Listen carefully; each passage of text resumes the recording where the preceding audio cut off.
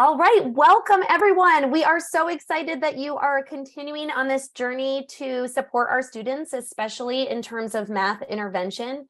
You will hear a lot of content connecting to what Dr. Nikki shared with us. We were just reflecting on, wow, there's a lot of things that I think are going to be revisited that Dr. Nikki focused on, which is that idea of, especially of all kids. I loved when she said all kids deserve to dance or play in the game or be included. And that's really the message of All Learners Network. The resources that we are here to share with you are intended to support your intervention to move kids closer to grade level. That is always our goal. And we want to make sure that all kids have access to grade level, are meaningfully included in grade level content, and then your intervention supports priority concepts that they need to be able to access grade level content. So that's really the focus of this workshop as well. We're going to be sharing some of our resources from All Learners Network. All of the things that we're going to be sharing with you in terms of the priority concepts and our progressions maps are also available for free. So at the end of this series, hopefully you have a whole toolbox full of resources to support quality intervention for your students. So without further ado, we're going to get started here. My name is Ashley Marlow. I introduced myself at the beginning of the keynote, but I am the Director of Operations for All Learners Network. But I have not always been the Director of Operations. My background is as an elementary classroom teacher and a math coach and supporting intervention in schools. And I'd love to introduce you to my colleague, Jennifer Dale. Go ahead, jump in, Jen. Hi, everybody. My name is Jennifer Dale. I'm the Director of All Learners Online. And before coming to ALN, I worked as the coordinator of instruction for special education, K-12, also a preschool special ed coordinator, and an instructional coach, and a classroom teacher. So I'm really excited to be here with you and share the resources. Throughout the workshop today in our session, the session is being recorded, so you will get a recording of it. You're going to be earning a certificate of completion by completing the survey at the end of the conference. So be sure to be on the lookout for those follow-up emails, because you can earn certificates of completion for your participation in the conference over these next few days. Also, we encourage participation, so please engage with us through chat and the reactions. We have people monitoring the chat and can answer your questions right away in the chat. And we'll also spend some time at the end to come back to any unanswered questions and be able to follow up with you for anything that we don't have time to discuss. So be interacting with us throughout the presentation so we can make sure that we meet your needs. And we're excited to be here with you. So thank you. Thanks, Jen. So we just want to be sure that everybody can see each other's names. There might be, especially when you're writing things in the chat that we want to revoice, it's helpful if we can connect with your actual name. So make sure your name on your Zoom account matches the name you want us to refer to you as. And we'd love you, as we get started here, drop in the chat, where are you joining us from and what is your role? I think it's important that we consider all of the people that are coming together today. For some of us, it's in the evening after school. For some of you, it's in the middle of your school day, because we have people from all over the country and around the world here with us tonight. And I think that teaching is such a challenging, isolating job at times. And the whole point of our network and why we started this company was to be a connective network for teachers to feel supported in the work that you're doing in your classrooms. So please take a moment and drop that in the chat so that when we save the chat at the end, we can see where all of you are joining us from. So as I mentioned, our mission is about cultivating this community to promote inclusion for every single child. We believe that all children are capable, every single person can learn math, and that we can shift our learning environment with a focus on quality teaching moves and prioritizing math concepts so that we can actively include all students. So that at the end of the year, students are feeling good about themselves as mathematicians. They're meeting their goals, they feel successful, and as a teacher, you're developing a sense of efficacy by seeing students reach those goals and really understanding that all kids can learn math. So that's really the lens that we are bringing to this work tonight. I'm just going to share this quickly with you. We're not going to read through it. We can share slides. I'm not sure about Dr. Nikki, but the rest of us are able to share our slides, plus you'll get our recording. But we have spent a lot of time thinking about evidence-based practices in the same way that Dr. Nikki was talking about what accelerated learning looks like, what it actually means to make decisions in your classroom that move students closer to grade level. And so What Works Clearinghouse promoted the evidence-based practices, and you'll see today in our brief session and then throughout the entire conference, how we have taken those practices and put them into action in the math classroom. Before we dive in and talk about where an intervention actually fits within our instruction, I want to reiterate the core belief of our company so that you know that all of us who are representing All Learners Network over the course of this conference are coming with this core belief in mind. In order to make change in your schools, you need to start by the belief systems. When we all believe that all kids can actually learn, and when we believe that it's our impact that can support that, that is when we see impact. That is when we see kids moving closer to grade level content. So at ALN, we believe that all kids can learn math. We believe that all kids deserve rich and meaningful math instruction, meaning that all kids deserve to problem solve, be challenged, communicate their thinking, compare their thinking with others. Everybody deserves that opportunity. And throughout tonight and anytime you interact with All Learners Network, when we say all, we really mean every single child. So we're going to talk about our priority concept resources tonight, really similar to what Dr. Nikki was offering. We have a map that can support prioritizing concepts that with the goal of getting all of our kids to algebra. We're going to share those resources with you. And All Learners Network has an online platform as one of our resources available to our network. It's a membership platform that has access to games and problem solvers and window panes and all of these different activities that can support your students in their main lesson or intervention. So we're going to have some resources that we have available to share with you. So before we get started, I want to make sure that we are all on the same page around language. So when we talk about an MTSS or a multi-tiered system of support, same with the way Dr. Nikki was talking about it. We've got that first layer of instruction, and we have intervention, and we have specialized instruction. At All Learners Network, we prefer to use the term multi-layer system of support because it helps us all to understand that grade level content, that first layer, is required for everybody. And then we have some additional layers that we can provide for students to get them closer to that grade level content independently. So we've been using this tree analogy, and I think it's a great way to help wrap your head around how these systems work together to best meet the needs of your kids. So we are thinking about this forest, this image that you're looking at here. And we know that in that forest, there's diverse trees, but we also know that those diverse trees all deserve to thrive. In fact, the only way that we have a healthy forest ecosystem is if the diverse trees can thrive. And so in our school systems, we need to create an environment that allows all students to thrive. So that starts with our first layer of support. We like to think with our tree analogy that that's just the basic need. Soil, sun, and water, that's what's required in a forest for our diverse trees to grow. Grade level content is absolutely required for all students to grow, especially when we're talking about closing gaps and not unintentionally creating more gaps for our students. Then we think about a second layer approach. That's when we have our reteach time, our intervention, or our extension for some of our students. Just like some trees need less water or special fertilizer or another tree to pollinate them, they might have some different needs in order to continue to thrive and grow, in addition to those first basic needs.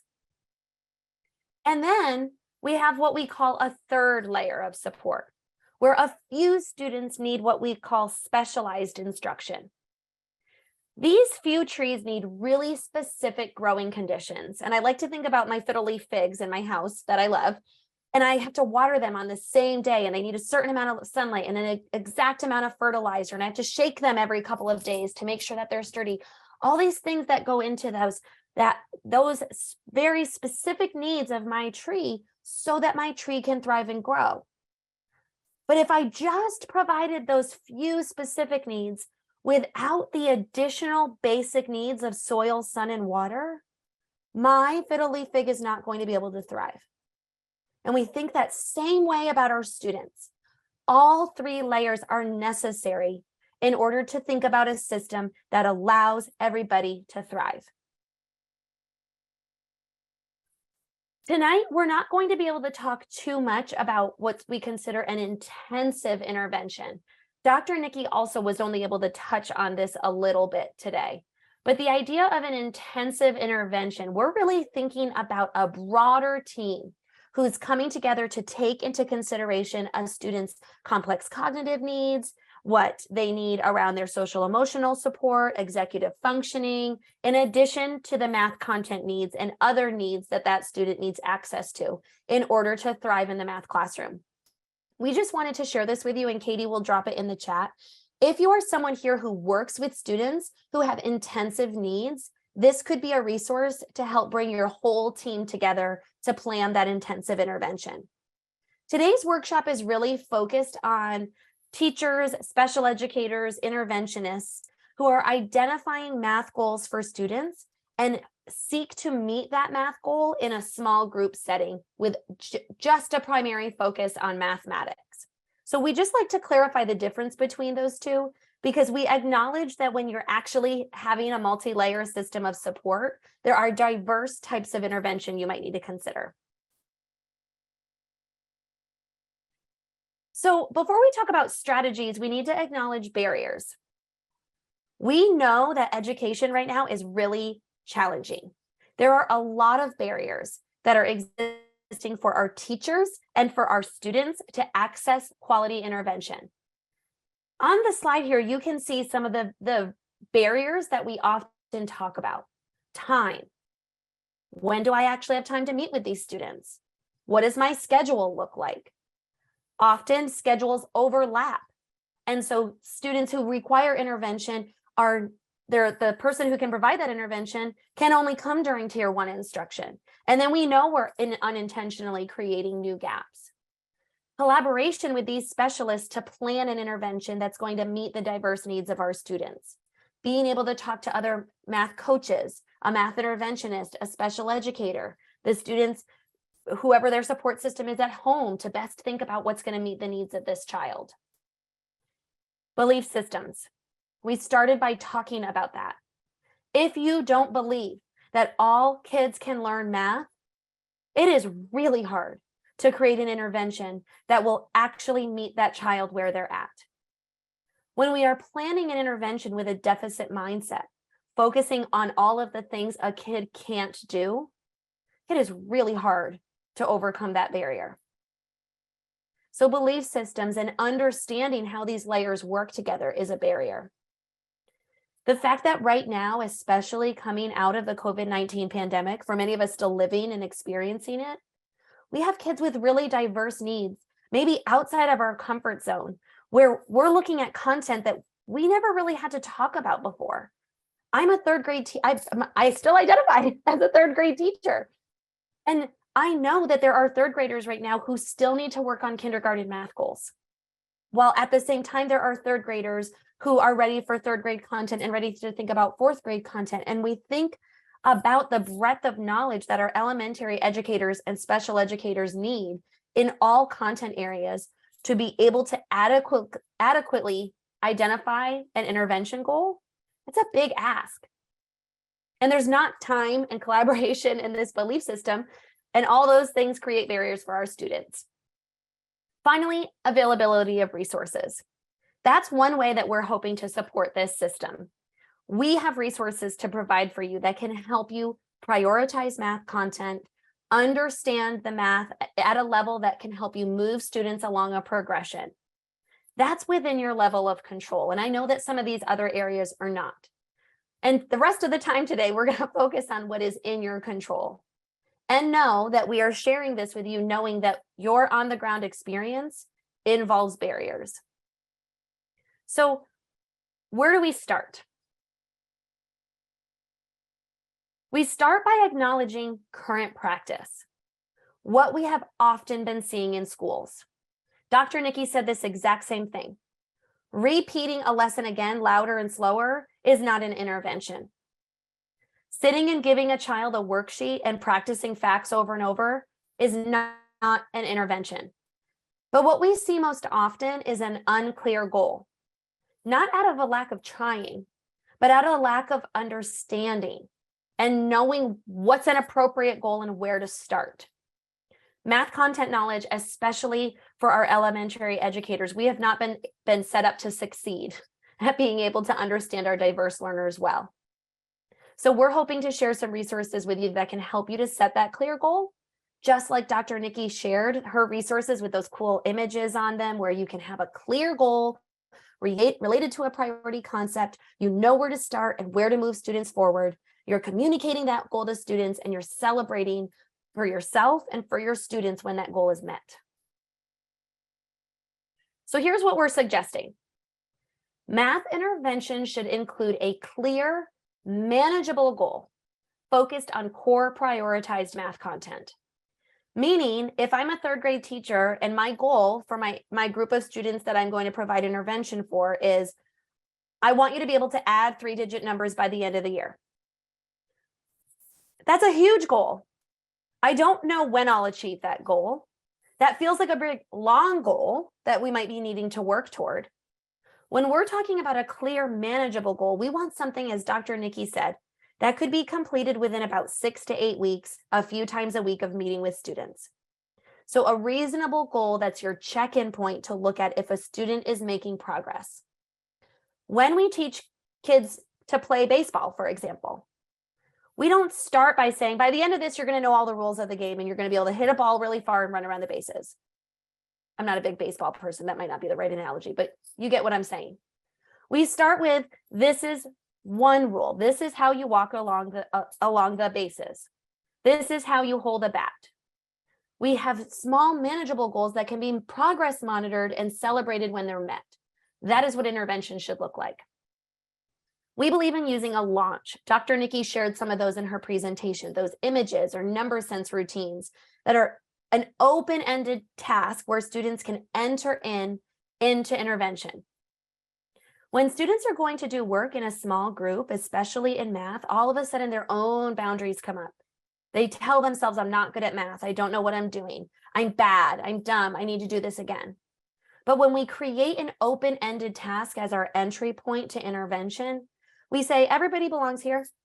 Everybody has something to say. Everybody matters. Look at all this awesome stuff you know.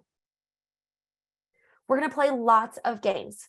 We know that students learn in far fewer repetitions within a context of a game than just rote practice.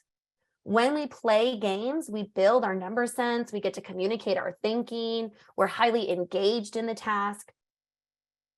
We also want students to engage in problem solving during intervention, and that's not seen very often. Dr. Nikki talked about this as well.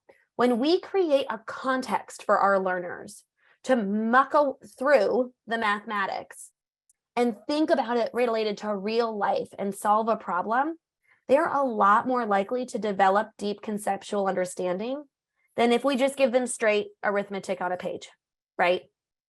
Not only is that boring, I'm disengaged. I might not have an entry point. I'm also not really thinking deeply enough to make those connections in my brain. Finally, we want students to engage in high-quality tasks that require reasoning and sense-making. Historically, our students who require a second or third layer of intervention are excluded from these types of quality tasks.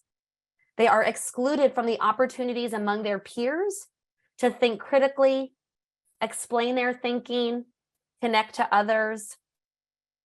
It is absolutely immoral. NCSM, I don't think we have it in this deck, quoted that in 2022, that when we exclude our students with disabilities from high quality, engaging problem solving, it is actually immoral. It's our responsibility to provide all of those types of opportunities for every single one of our students. So where do we start? All Learners Network has created what we call high leverage concept maps.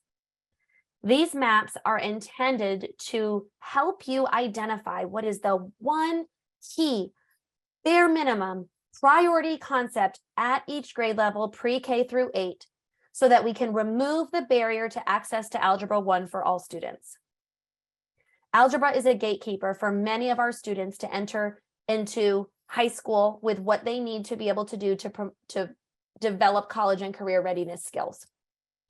Algebra 1 leaves students out from being able to move forward with what's required to graduate from college. When we say that every kid's going to get to Algebra 1, we need to know how do we get them there. And these maps help you to do that. They're organized pre-K through 8. You can see the pre-K 2 map, the 3-5 map, and the 6-8 map. And if you lined them all next to each other, you could have an awesome PD conversation about how what you're doing in kindergarten is impacting students' ability to add and subtract fractions in 5th grade. The multiplication you're doing in 3rd grade is impacting students' ability to think about proportions and ratios in middle school.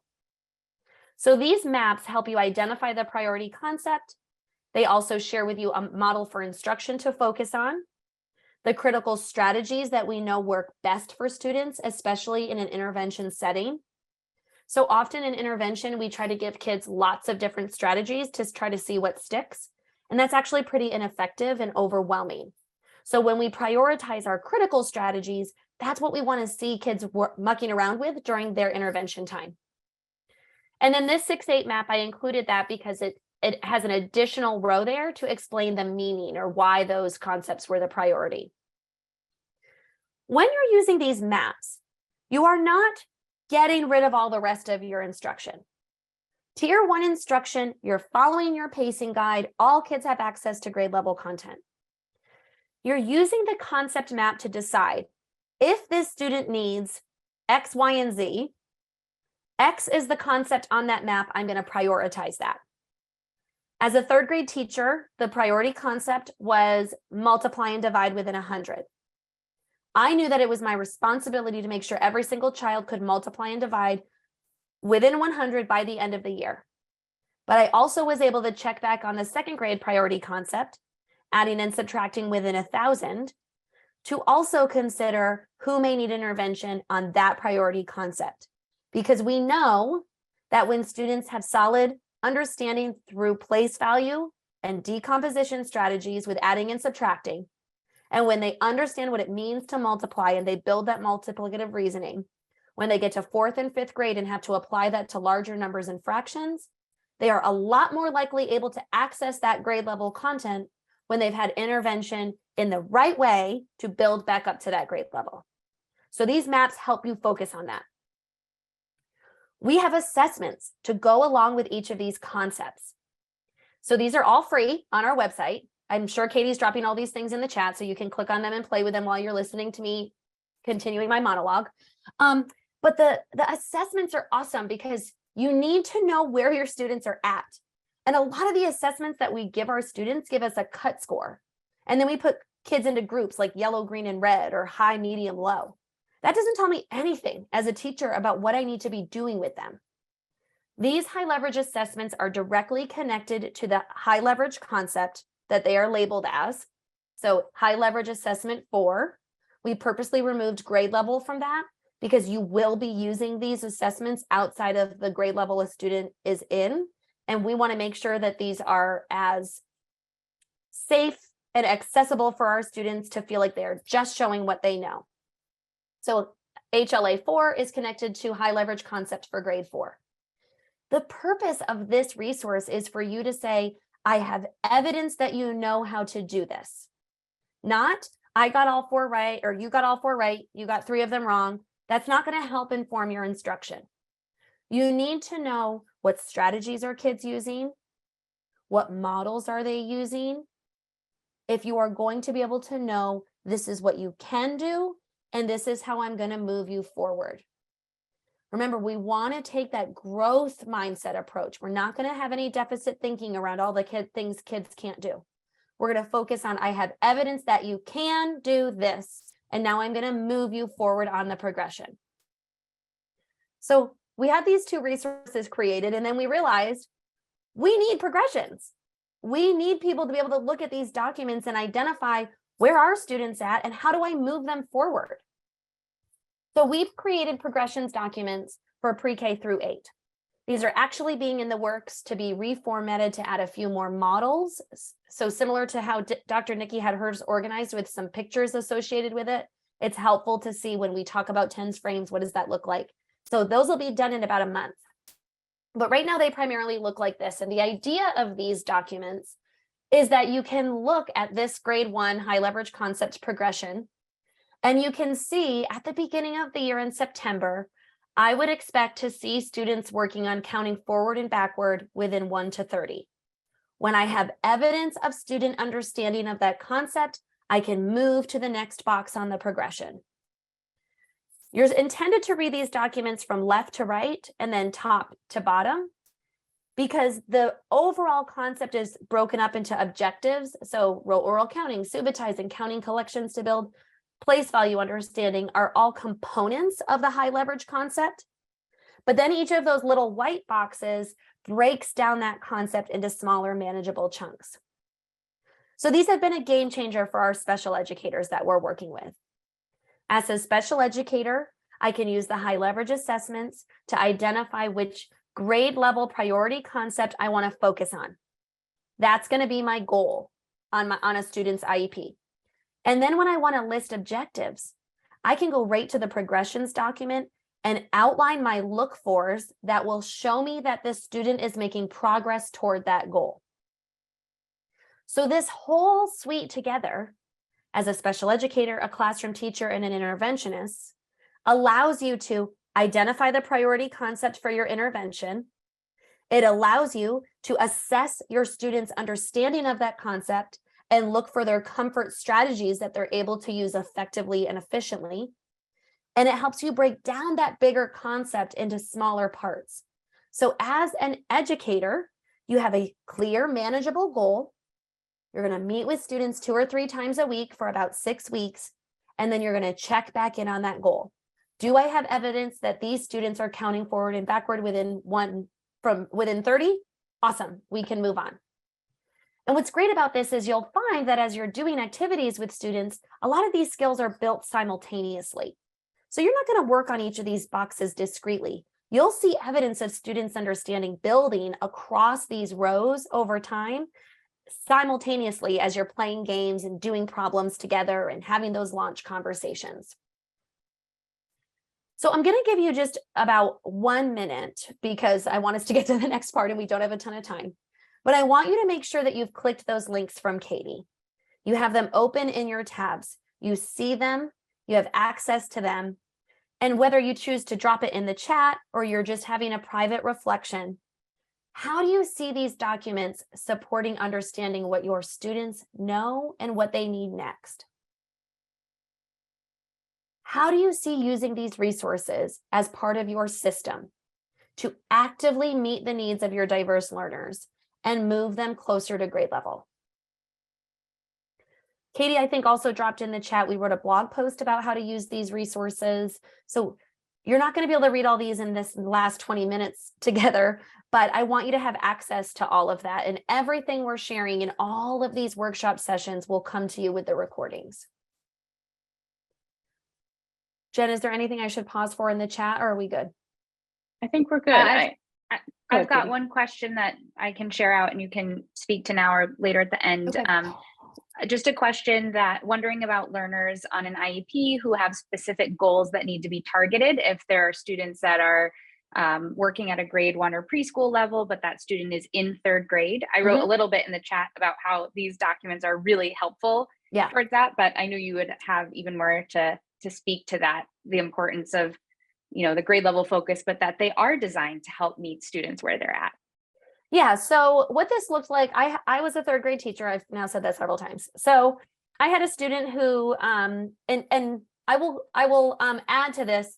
I also understand you're mandated to follow an IEP and how the IEP was written when it comes. And hopefully you'll have a chance to update goals and revisit them and have a conversation with your teams over the course of a year working with a child.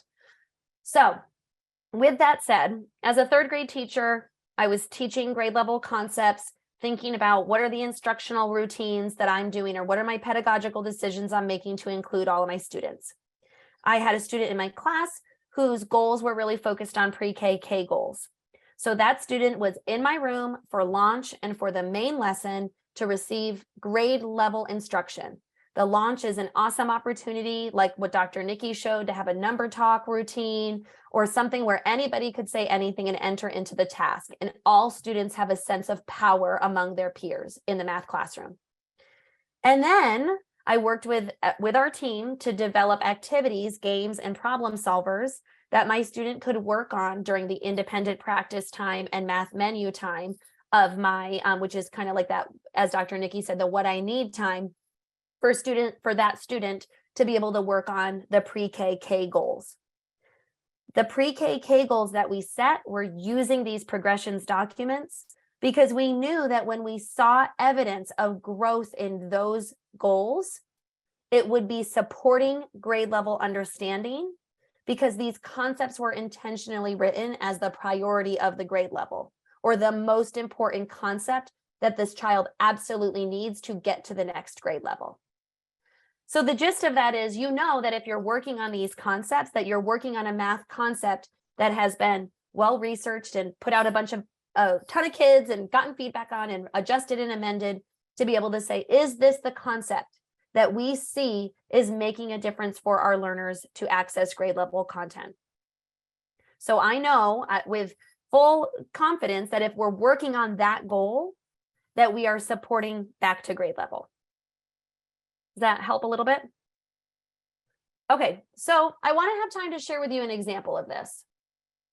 We are sharing with you a planning template that you can use to put all these HLC resources together. Katie's going to drop it in the chat so you have a Google Doc version so you can just make a copy and fill it in if you like to type, or you can download the PDF from our website. Once again, all free. So the purpose of this planning template, it's almost identical to the one that Dr. Nikki shared with you. This idea that we're focusing on who's providing the service, what assessments are we going to use to collect that information, what's the duration of the intervention, who's going to provide it. Our intervention template focuses on the high leverage concept and the learning targets using the progressions documents and using those maps to identify critical strategies. I also just jot down reminders for me so I know when is the 6-week guts up, when should I check back in on this concept. Sometimes on there I'll also write like this student has really high math anxiety, or this group of students is feeling, has some really negative self-talk around math. So maybe we want to do something to build some positive mindset around mathematics during this time. And then on the back side, I write the date, some of the things that we're going to be doing, and any observable notes. Remember, this is intended to be used by people who are working with lots of kids on lots of things. So we tried to keep it short and manageable for you to be able to fill this out. As a classroom teacher, I filled this out and I was able to manage it. And it actually was a lot easier because I got rid of my sticky note situation that I was in with like, so this group of kids is over here and this group of kids is over here. So I had this on my little clipboard. This would be the form that I would use for about 6 weeks. I'd have my materials. It would all be well organized. So this is the planning template you can use, and I'm going to show you how I did that. So this is an example of a work sample that I collected from some 4th grade students. I focused on one particular task, the first task, which is asking students to divide 256 by 4. I gave this in November. So at this point, students have had some first instruction around dividing 3 by 1 digit numbers. I was looking for evidence of students grouping, I call it the chunking method, where students are pulling out larger chunks rather than chunks by 1s or 2s. So in 3rd grade, students are really just dividing and equally sharing. I have 12 cookies. I'm going to put 1 cookie on a plate and another cookie on a plate until I use up all my cookies and see how many are in each plate. It is inefficient to be doing that with larger numbers by the time we're in 4th grade. So I was looking for evidence of some chunking methods. As you can see when you look at this student work, I had some concerns around equally dividing 256. I accidentally put this student in there twice, but you can see they were able to think about decomposing 256 into 250 and 6 and dividing 200 by 4. But then when they got to the 56, they weren't really sure what to do with it. They started kind of handing things out to those little faces. The one on the right side of the screen, I think my directions are right, but the one with the little stick figures that are labeled 1, 2, 3, 4, you can see they did not equally share the money. They just split it up to total 256. And in that final example, they were trying to share by ones and then figure out a way they could chunk into larger chunks, but they weren't yet able to do that independently.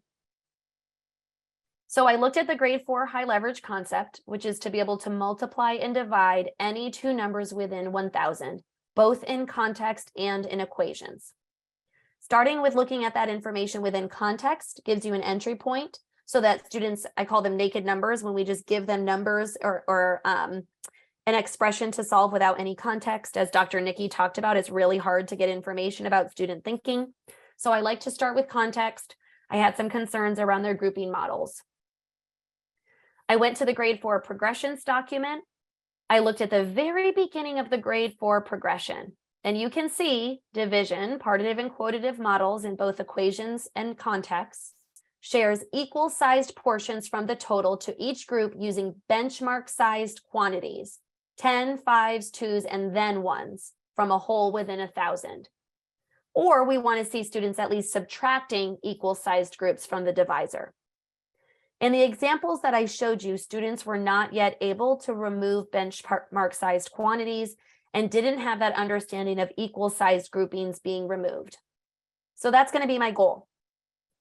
I went back to my high leverage concept map to identify the models for intervention we need to focus on and the models for instruction I'd want students to play with during intervention. You can also see the critical strategies that we know would support students in bringing this concept beyond just that intervention. These are large strategies that can have what we call a long bandwidth, meaning that if students have that strategy, they could apply it over multiple grade levels. So I took that information and put that exactly in my intervention plan.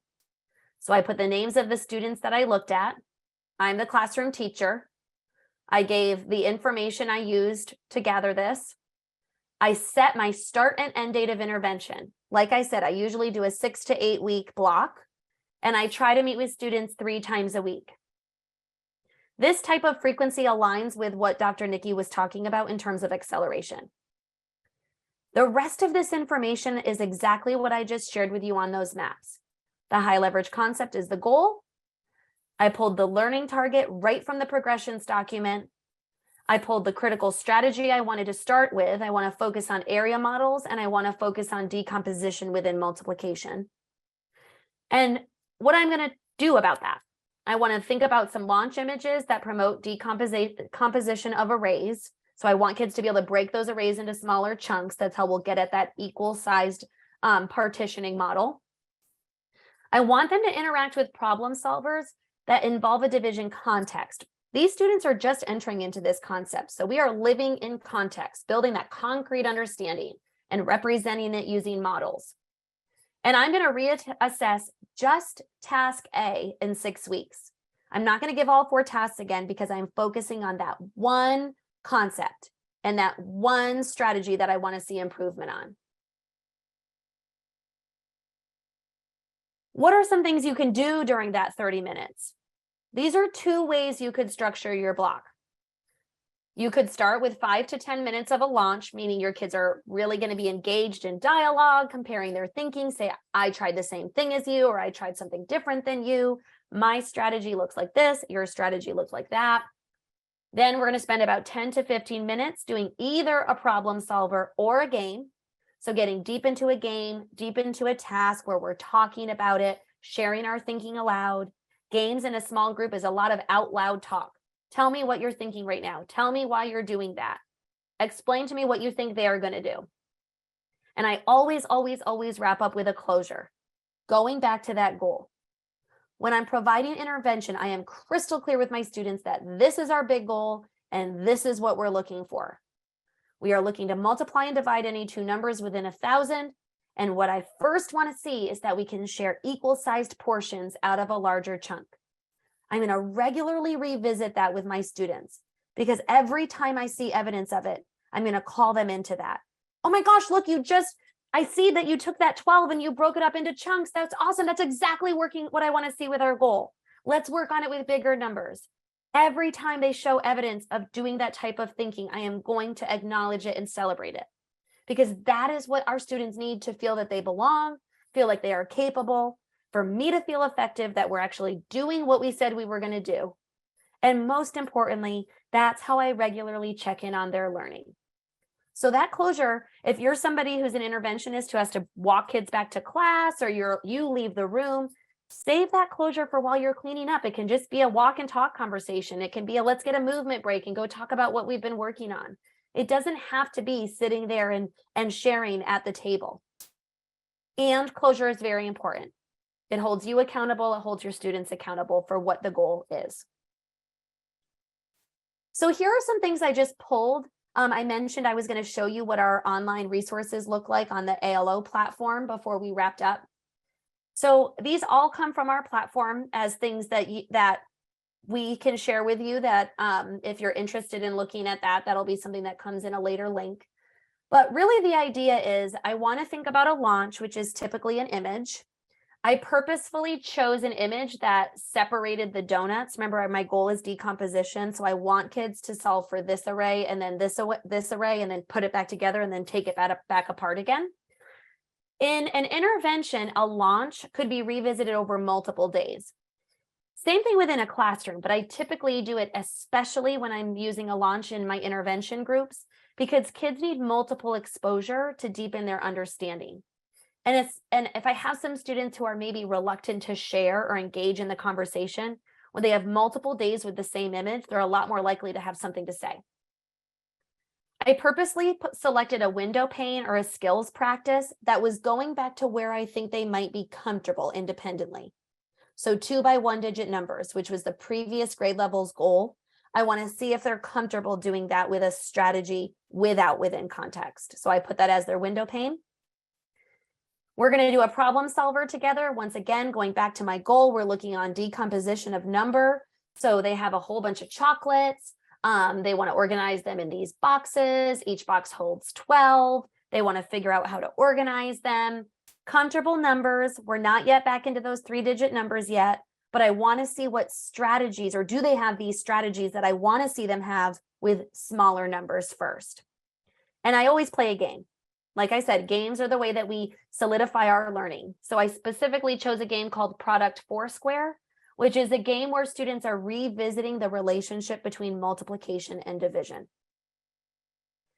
So Katie, are you able to share the completed intervention plan? Yep, I did. Awesome. So then you can just see, I would not normally in my plan drop all of these images. That was obviously just the intent of being able to talk you through my decision making. But in my plans, I would write launch donuts, window pane, 2-digit division, product Foursquare, and chocolate problem, or whatever is going to signal to me what resources I need to pull for that intervention. And then this notes column is helpful because I can note if students were able to decompose and then recompose this donut box. I can note students' affect as we're working on these things. If students seem really stressed out when we're going back to the numbers that I expected them to be comfortable with, 2 by 1 digit numbers, maybe I need to go with even smaller numbers to find that comfort level or where they're ready to start in their learning and move forward. So this type of planning template is pretty helpful for you to organize what are the resources I need, and it holds you accountable for thinking about why you're choosing those resources. Why does it seem like those resources would be the most effective to get toward your goal? And then at the end of the 6 weeks, when you're reflecting on students' progress toward that goal, you're able to say, I tried this, this, and this. It was either effective or ineffective. I need to reevaluate that plan. And that is how we accelerate learning. As Dr. Nikki was talking about, if we're not monitoring our actual impact on student learning, we're just repeating tasks over and over again. So this planning template can help you using those HLC resources to set the goal, monitor it, check back in on it, and make a change. Are there any questions that have come up that I should address? Just one recent one that I thought might be helpful is just, does this have to be connected to the same content that's happening right then in Tier 1 instruction? I said no, it can be helpful to be collaborating with the classroom teacher in case there's an opportunity for coordination and you can be pre-teaching or supporting what's going on, but it doesn't have to be, because this is a time for just right instruction. Yep, exactly. In fact, I was working with a 5th grade special educator last year, and she came to me this year and said, I am not sitting anymore spending all my time working on 2-digit addition and subtraction. I'm not, because it is not moving kids closer to grade level. We'll still review it, but she knew that her kids need to be able to have multiplicative reasoning to access any of the priority concepts in grade 5.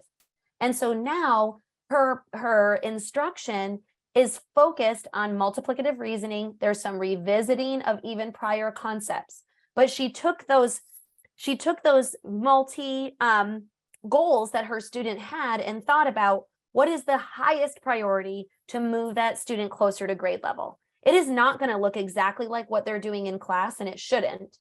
It's going to look like what they need so that in class, they are making connections to what they are doing in their small group. So we'd love to hear from you. Today, I shared with you some resources to use during an intervention block that promote engagement and sense making. We shared our HLC resources. We talked about the goal setting intervention planning template, and we highlighted just a couple of resources on our ALO platform, but we'd love for you to check out our website if you'd like to learn more.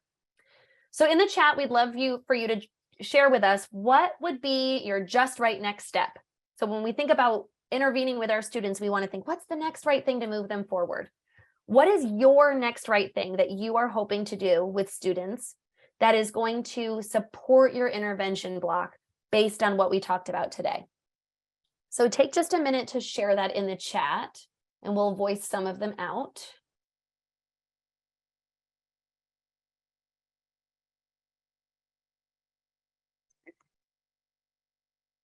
I hear some folks excited about launch, exploring all the different resources, finding or making games, looking at the high leverage the high leverage assessments to help connect them to goals and making goals visible and meaningful to students. More looking at progressions and assessments, games. Yay, games are so great for intervention. Just exploring sharing during PD with teachers, targeting vertical alignment to use these resources to help across grade levels, more about launch, progressions, launch. Awesome. Yeah. Awesome. So if you want to continue to interact with us, we're hoping you'll stay for the rest of, we are already at the end of our time together. We're hoping that you'll continue to participate in this workshop series. As we mentioned, we're putting this information out to the world because we know how important it is to have a community of people to talk to about this work and to feel like you have resources that can support you. So if you want to continue to be involved in ALN outside of the conference, we have workshops, we have our online platform, and we still love to come and do coaching and in-district work. We do that all over the country. So if you have any questions about additional offerings through ALN, please reach out to me.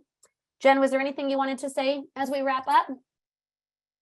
No, please check out the online platform, especially for special educators out there and thinking about how to use these resources. Like we mentioned a little bit around designing IEP goals. We have a self-paced course that's going to be coming out next month around exactly what we talked about today. How do you use the high leverage concepts, the progressions, in order to develop high quality, robust, and meaningful math IEP goals that are not just all about time and money, which they usually are. So please check that out and check out all of the resources that we offer for free on the site.